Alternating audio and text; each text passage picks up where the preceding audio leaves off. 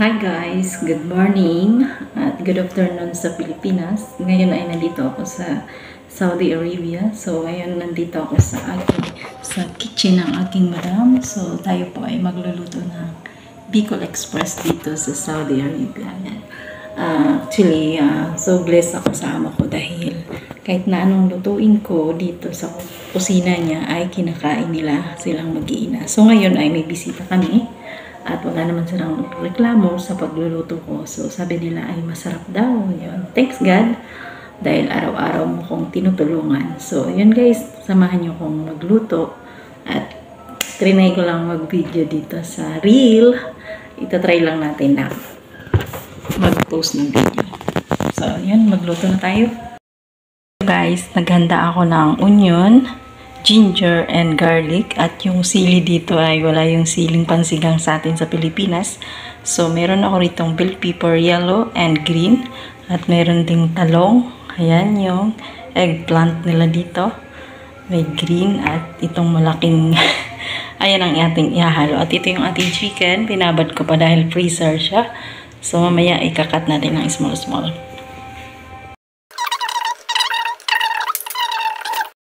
Guys, tayo magsasaing naman. So dito sa Saudi Arabia, hindi pare-parehas.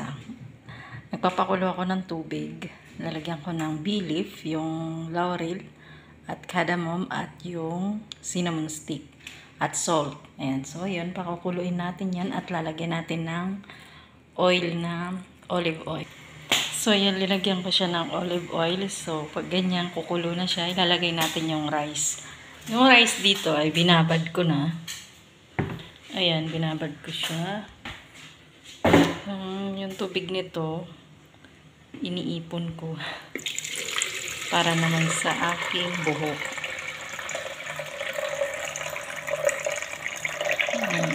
Hinugasan ko muna mabuti yan. Bago ko siya nilagyan ng tubig, binabad.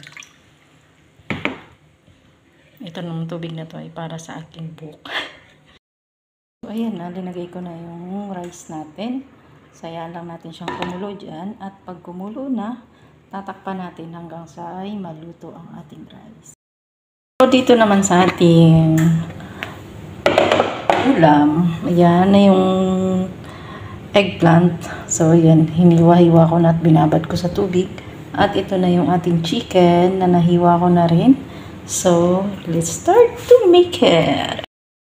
Guys, magluluto na tayo. Ito yung ating gata. So, binili ko siya dito sa market nung sumama ako sa amo ko. Ayan, milk powder, coconut milk powder. So, dinusaw ko siya sa mainit na tubig.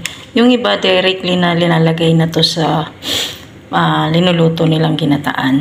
Pero ako gusto ko ay lusawin siya sa tubig na mainit. So, ayan, tayo ay magigisa na ng ating sibuyas, bawang at ginger. So yan, ginisa na natin yung ating sibuyas, bawang at luya. Ngayon ay mix na natin yung ating chicken. Hirap mag-video, no, pag walang stand. Ngayon, igisa lang natin siya. Nice, yung ating manok. Hindi ko yan tinubigan. So, sariling tubig niya yan. Sariling mantika ng ating chicken yan. Niluto ko lang siya sa sarili niya. Tubig. Ngayon, lalagay na natin yung ating gulay. Ayan, nilagay na natin yung gulay. Hindi na yata nakita yung ating chicken. Lagay na rin natin yung ating gata.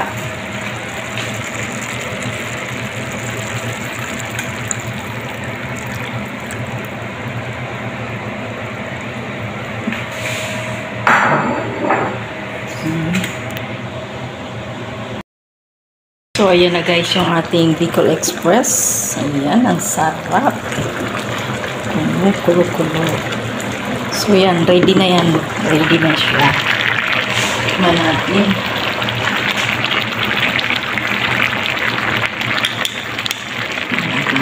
Sabaw na.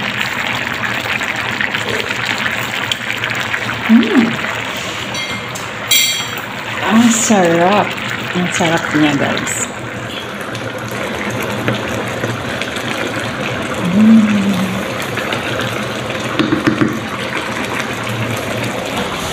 Pakuluin lang natin siya. Okay guys, thank you so much sa inyong panunood. Salamat sa pagsama sa akin. Thank you. God bless you all.